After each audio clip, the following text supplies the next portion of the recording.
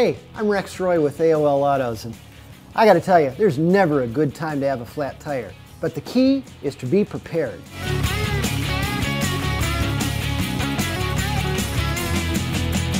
Now, before a flat strands you by the side of the road, you need to know where your spare tire is. In the Mustang, it's in the trunk. In the Dodge, it's underneath here. Once you know where it is, check the air pressure in your spare tire, because a flat spare tire won't do you any good. This, the owner's manual, if you don't know where your spare is, or how to check the air in it, or what the air pressure should be, check this first. Here's a safety checklist. Pull off to a safe place. Don't stop in the middle of the road. If you're on a highway and can make it to an exit or a rest stop, do it. Dozens of people are killed changing tires every year. Find hard, level ground. You can't safely jack a car up on sand or on a slope. Make sure your emergency flashers are on. Put the transmission in park. Set the emergency brake. Get the spare tire out before you jack up the car. So now we're ready to change the tire.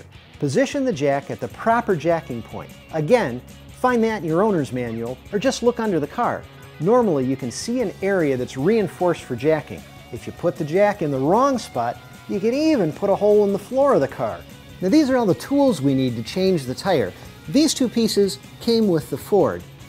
These are two different types of lug nut wrenches you can use. They give you more leverage to get the lug nuts off. Makes it a lot easier.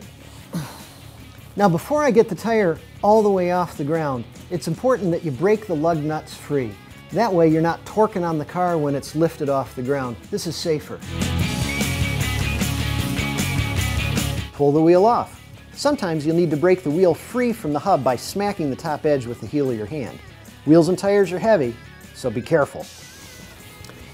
Well, we got the tire back from the shop. It was nothing but a nail, easy repair. Now I'll get the tire back on the hub. I'm going to start the lug nuts just with my fingers, and then I'll tighten it up after I've lowered the wheel so there's some tension on it. Now that I've got some weight on the wheel, I can tighten up the lug nuts the rest of the way, and then I'll lower the car the rest of the way.